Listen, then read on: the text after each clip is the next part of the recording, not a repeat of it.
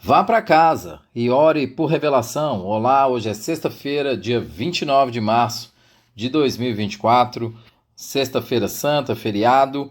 Espero que essa mensagem esse áudio lhe encontre bem. Estamos aqui para fazer os nossos estudos bíblicos. Hoje vamos estudar Daniel, capítulo 2. Você sabe meus 3 recados. O primeiro deles, estamos lendo a Bíblia toda na PIB Castelo. Lemos um capítulo por dia. Hoje estamos lendo o capítulo 2 de Daniel. E todos os dias deixamos nos canais digitais da igreja um breve estudo para que você tenha mais informação sobre o capítulo. Você pode ouvi-lo, você pode compartilhar com outras pessoas para que elas sejam edificadas. Além disso, você precisa de um método sistemático de leitura da Bíblia. Eu aconselho que você compre a Bíblia 365. Ela vai dividir sua leitura em um trecho do Velho Testamento, um trecho do Novo, um trecho de Salmos e um trecho de Provérbios e vai te ajudar a compreender melhor a Escritura. Você verá hoje, no estudo de hoje, como é importante compreendermos a Escritura.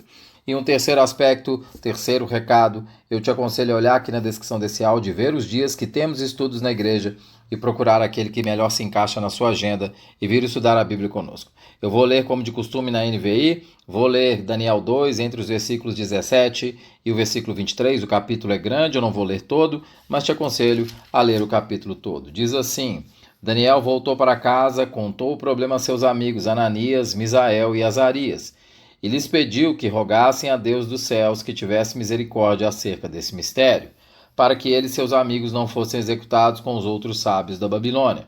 Então o mistério foi revelado a Daniel de noite, numa visão. Daniel louvou a Deus dos céus e disse: Louvado seja o nome de Deus para todo sempre. A sabedoria e o poder a ele pertencem. Ele muda as épocas, as estações, destrona os reis e os estabelece. Dá sabedoria aos sábios e conhecimento aos que sabem discernir. Revela coisas profundas e ocultas. Conhece o que jaz nas trevas, e a luz habita com ele. Eu te agradeço e te louvo, ó Deus dos meus antepassados. Tu me deste sabedoria e poder, e me revelaste o que te pedimos. Revelaste-nos o sonho do rei. Vá para casa e ore por revelação. No capítulo 2 de Daniel, logo no primeiro versículo, nós temos acesso a uma cena de ironia fortíssima. Diz assim: no segundo ano do seu reinado, Nabucodonosor teve sonhos. Sua mente ficou tão perturbada que ele não conseguia dormir. O homem do império mais poderoso da terra está com a mente perturbada e sofre de insônia. Está com a mente perturbada e não consegue dormir. Não há como afirmar se Nabucodonosor sequer lembra quais são os seus sonhos ou se a sua irritação e o seu poder fazem com que ele realize, como nós vamos ler nos próximos versículos, uma demanda impossível para os seus sábios e encantadores. Porque ele está perturbado, veja o que ele faz. Olha o versículo 2. Por isso o rei convocou os magos, os encantadores, os feiticeiros e os astrólogos para que lhe dissessem o que ele havia sonhado. Quando eles vieram e se apresentaram ao rei, este lhes disse: Tive um sonho que me perturba e quero saber o que significa. Então os astrólogos responderam em aramaico ao rei: Ó rei, vive para sempre. Conta o sonho aos teus servos e nós o interpretaremos. O rei respondeu aos astrólogos: Esta é a minha decisão. Se vocês não me disserem qual foi o meu sonho e não o interpretarem, farei que vocês sejam cortados em pedaços e que suas casas se tornem montes de entulho. Mas e se me revelarem o sonho e interpretarem, eu lhes darei presentes, recompensas e grandes honrarias. Portanto, revelem-me o sonho e a sua interpretação. Mas eles tornaram a dizer: Conte o rei o sonho aos seus servos, e nós o interpretaremos. Não há como saber. Nabucodonosor simplesmente não quer contar o sonho.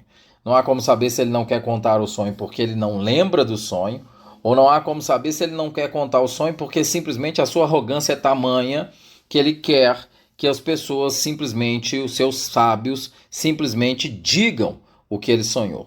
Na época, Nabucodonosor era um jovem muito bem sucedido, pelo que se sabe, de aproximadamente 30 anos.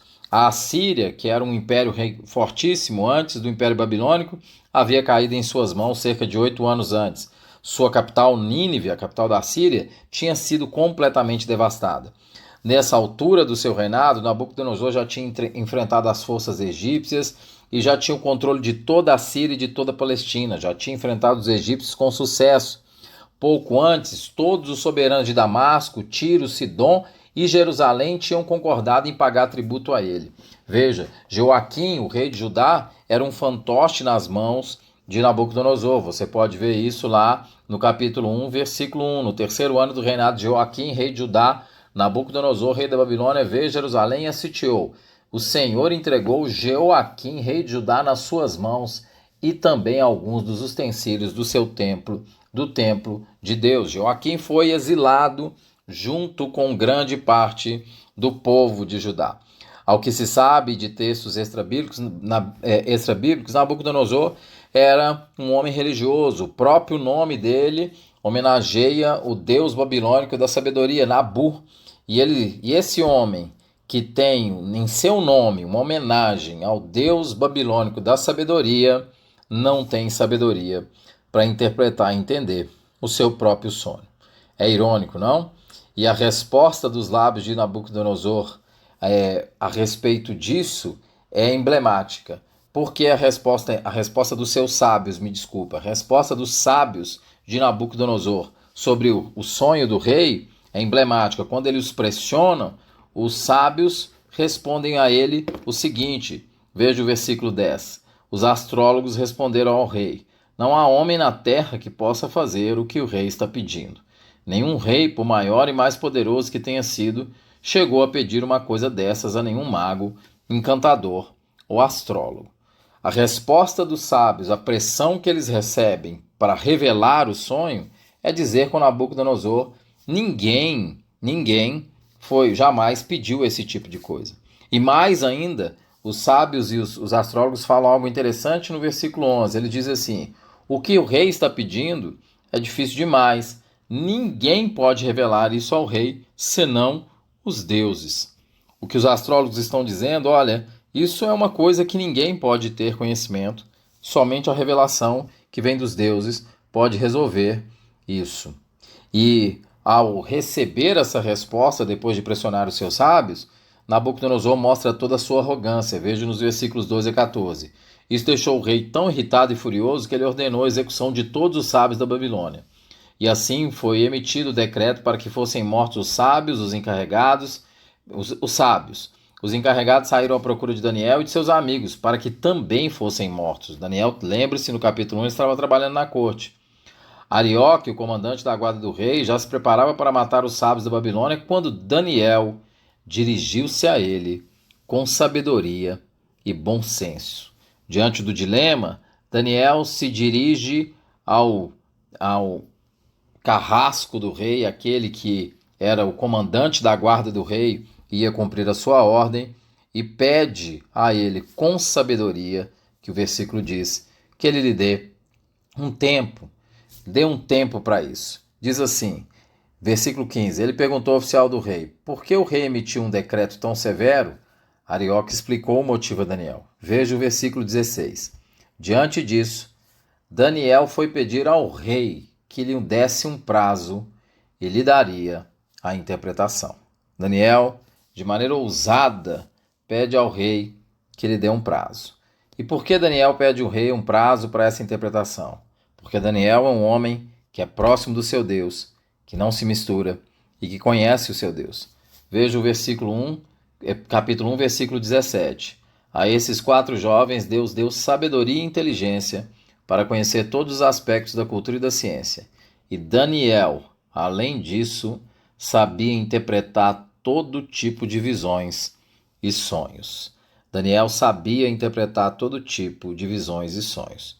E o que ele vai fazer? Ele vai para casa e ele vai orar. Por isso o estudo de hoje é: vá para casa e ore por revelação. Veja os versículos 17 a 19. Daniel voltou para casa, contou o problema a seus amigos Ananias, Misael e Azarias. E lhes pediu que rogassem ao Deus dos céus que tivesse misericórdia acerca desse mistério, para que ele e seus amigos não fossem executados com outros sábios da Babilônia. Daniel foi para casa pedir sabedoria para quem tem sabedoria. Daniel foi para casa pedir revelação para quem tem revelação. Em casa ele pede sabedoria. E assim que Deus revela ele, revela numa visão, versículo 19. Então o mistério foi revelado a Daniel na noite numa visão. O que Daniel faz? Ele louva a Deus. Ele faz um cântico de louvor a Deus entre os versículos 20 a 23, que é o que nós lemos. E disse: Louvado seja o nome de Deus para todo sempre. A sabedoria e o poder pertencem a ele. Veja, no versículo 11, os sábios, os astrólogos dizem: o que o rei está pedindo é difícil demais. Ninguém pode revelar isso ao rei senão os deuses. E eles não vivem entre os mortais. Daniel ora ao Deus que não vive entre os mortais, mas que se comunica no dia a dia com ele. Daniel vai lá, conversa com o Deus que não vive entre os mortais, mas fala com ele. E louva porque ele tem sabedoria e poder. Ele muda as épocas e as estações, versículo 21. Destrona os reis e os estabelece. Dá sabedoria aos sábios, conhecimento aos que sabem discernir. E Daniel vira um intercessor pelos sábios. Os sábios são salvos porque Deus revela o sonho a Daniel. Veja o versículo 24. Então Daniel foi falar com Arioque, a quem o rei tinha designado para executar os sábios da Babilônia. Ele disse: Não execute os sábios. Leve-me ao rei, e eu interpretarei para ele o sonho que ele teve. Daniel vira aquele que intercede. Os sábios são salvos, mesmo não sendo capazes de executar a tarefa cruel que lhes é imposta. Como em Cristo, nós somos salvos de um fardo que nos está imposto e nós não temos como ficar livres. Deus se revelou em uma visão a Daniel e lhe deu sabedoria. A nós, ele se revelou como pessoa. Ele se revelou como a própria sabedoria. Por quê? Porque 1 Coríntios, o apóstolo Paulo diz em 1 Coríntios 1:24 que ele é o poder de Deus e a sabedoria de Deus. Para Daniel, Deus se revelou em um sonho, em uma visão. Para nós, ele se revelou em Cristo. E Daniel vai fazer o quê? Daniel vai louvar a Deus por isso, e mais, vai honrar a Deus por isso. Veja o versículo 28, quando ele está na frente de Nabucodonosor. Mas existe um Deus nos céus que revela os mistérios. No versículo 11, os astrólogos dizem: não há quem possa revelar senão os deuses, mas eles não vivem entre os mortais. E Daniel vai dizer no versículo 28, existe um Deus nos céus que revela os mistérios. E ele se revelou a mim e a você em Cristo. As lições desse texto: a sua casa, seu espaço de oração, é o local de revelação da sabedoria de Deus. Eu disse isso, vá para casa e ore para a revelação. Mas, por favor, entenda, ela já está revelada em Cristo. Então, para que nós sejamos sábios, nós precisamos conhecer a Deus em profundidade por meio de Cristo. E isso vai fazer com que nós tenhamos sabedoria para tomar as decisões.